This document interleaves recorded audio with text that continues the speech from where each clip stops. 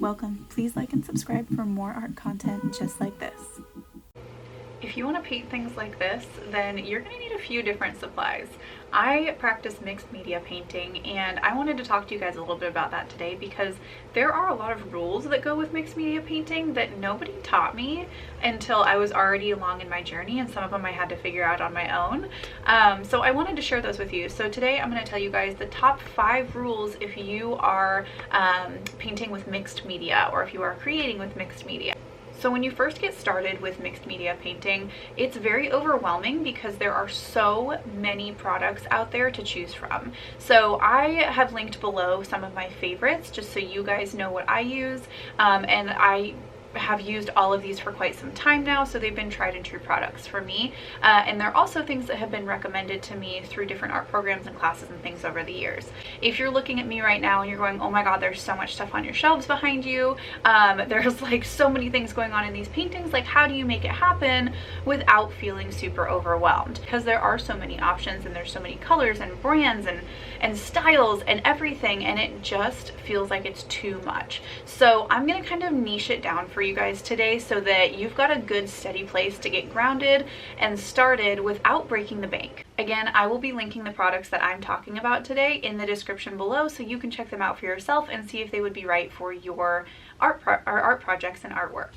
Okay, so the number 1 rule when you are using mixed media, and this is one that I didn't learn until it was a little bit too late and I ended up wasting product, which I hate doing. So the number 1 thing that I learned is that if you are going to use mixed media as in acrylic paint and then oil paint, you have to make sure that oil goes on top of acrylic. Acrylic can never go on top of oil, and I will tell you why. So oils and acrylics dry drastically differently. They have completely separate processes for drying. They also have completely different drying times. So acrylics are made out of plastics, and plastics dry very, very quickly in whatever medium that they are mixed with to create those paints. And it's because of the molecule size, and I don't understand all of the science behind it, but that's the basic root of it. It is a water-based plastic that dries super, super, super quickly, right? Oils are completely different. So oil paints are made from naturally occurring materials mixed with a medium like linseed oil or walnut oil or something along those lines. And in order for those, for oil paints to dry, they actually have to cure. It's not just a drying process, it's curing in like evaporation and all of this stuff kind of combined. So when you are using both acrylics and oils always go on top of acrylics because acrylics will dry pretty fast, and if you put an acrylic over an oil, you're going to end up with cracking and the oil underneath will never actually truly cure, and so that will cause issues for your paintings, and then you won't have the longevity, and then you will be wasting material. And again, we don't like wasting material, so always remember acrylics first and then oils.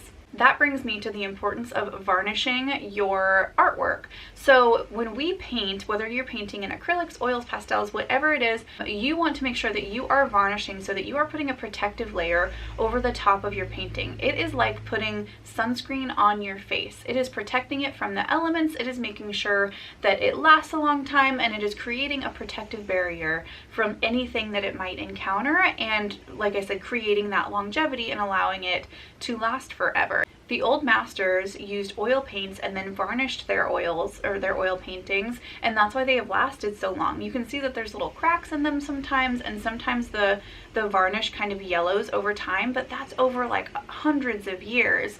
But the painting underneath is fully protected because there is that layer of varnish on top. So it's crucial that when you finish your art piece, you make sure that it is bone dry before you put any varnish on it. Otherwise, if you put the varnish over something that is still wet, you are going to end up with cracking, with issues, and with things that don't dry all the way.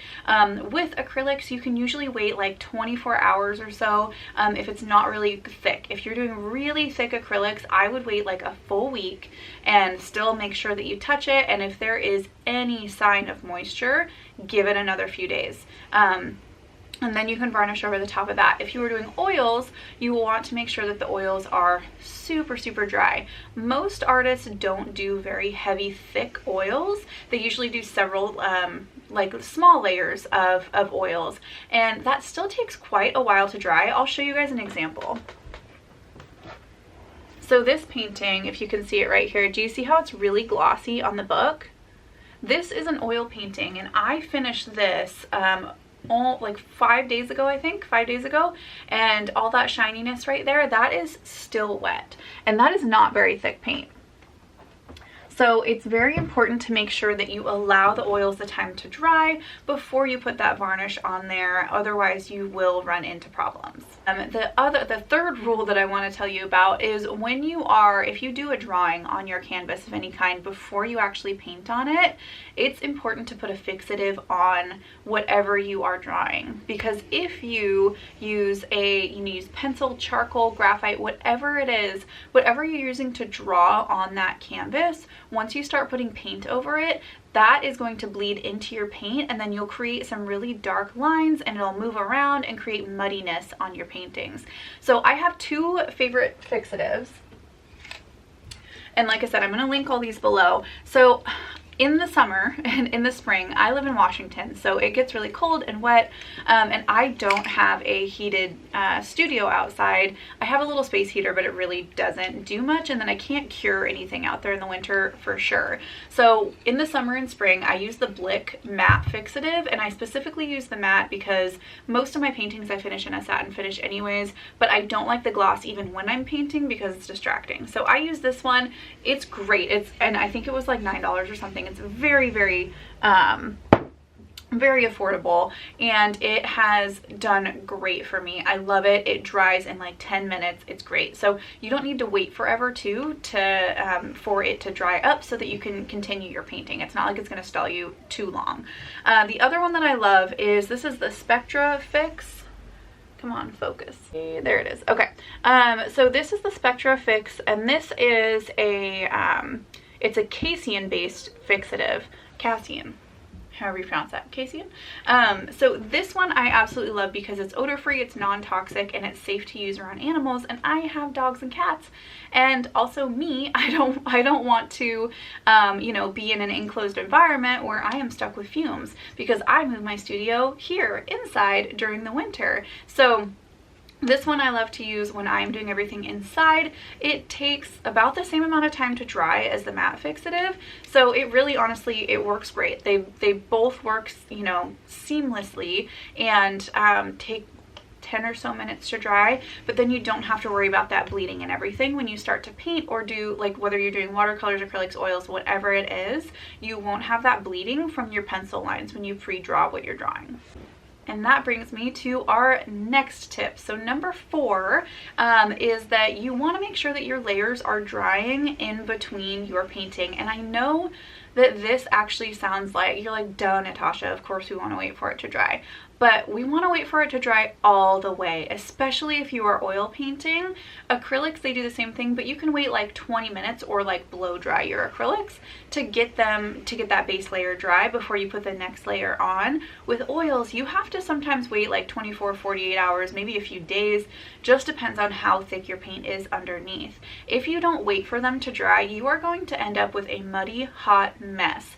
You are not going to get bright, vibrant colors. You are not going to get deep, rich colors. You're going to be stuck in the mid-range as far as tones go, and that doesn't create an enticing painting. And if you want to create beautiful pieces of art, you can't have a giant splotchy, muddy, like mid-range color, all over the canvas.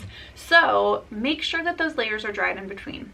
With the acrylics, you can just use a blow dryer or a heat gun if you have one, and it dries very, very quickly. With oils, it takes a little while to do it. So my favorite technique is to start my paintings in acrylics and get basically everything I can down. Like this moose that you see right here, he's in acrylics and he's maybe halfway done, but I'm going to finish him off with oils because now that I have all of my shapes down, I know where my flowers are going to go. Now that I have the basics down of everything, all I'm going to do is I'm going to come in and I'm going to tone him up with some oils, because then my painting, first of all, takes less time to do, and number 2, then I'm also using less oil paint, and oil painting and oil painting materials are more of an investment than acrylic painting materials, because you need to have you need to invest in cotton rags. You can't use paper, you're not supposed to use paper towels, I should say.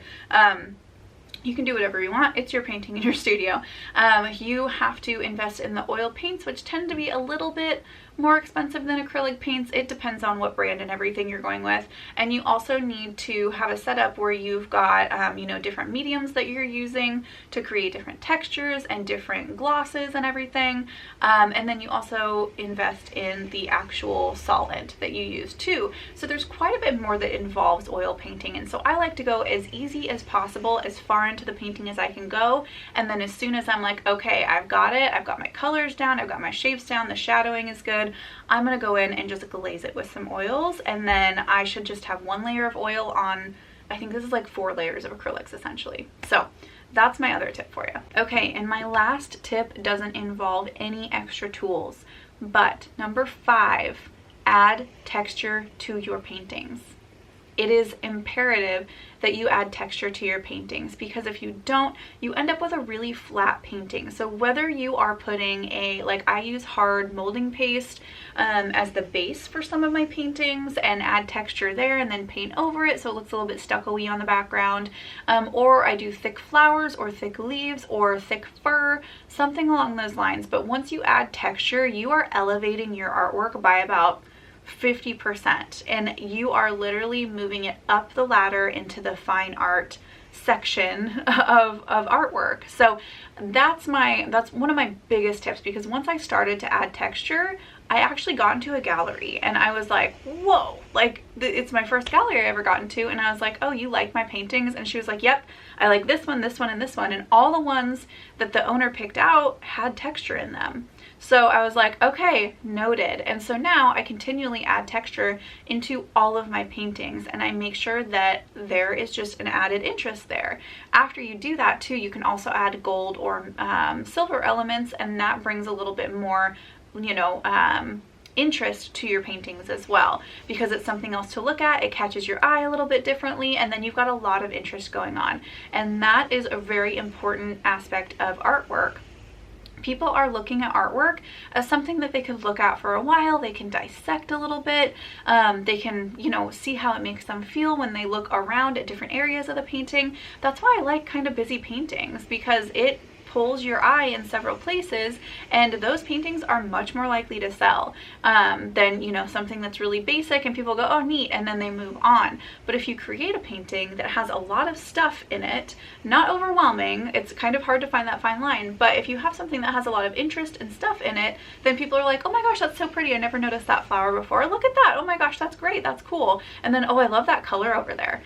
People want to see a lot of different things, and people want bang for their buck when they are fine art collectors. Okay, so to recap, we've got number 1, which is always using acrylic paint under oil paint. Never oil under acrylic. Number 2, the importance of varnishing. How important it is to actually put a protective layer over your beautiful paintings that you have spent hours working on that deserve to be protected for a long time. Number 3, using a fixative on all of your drawings beforehand so you don't end up with a muddy, gross mess. Number 4, speaking of muddy, gross messes, we don't want to have all of our paint turn into a mud patch. So we have to have those layers dry before we add new layers on top. And finally, number 5, add texture. Don't be afraid to add some silly willy squiggly things.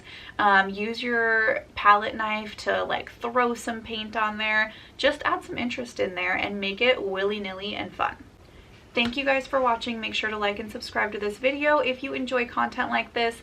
And if you hung around for the whole video, I am so grateful for you. I would love to hear your guys' favorite products that you use or favorite techniques that you used for mixed media art, because I'm always here to learn a little bit more too. So let me know your thoughts in the comments and let me know what works really well for you. And I would also love to follow you if you are a fellow artist. I am all about sharing the love on here. So thank you guys so much again. I will see you next time.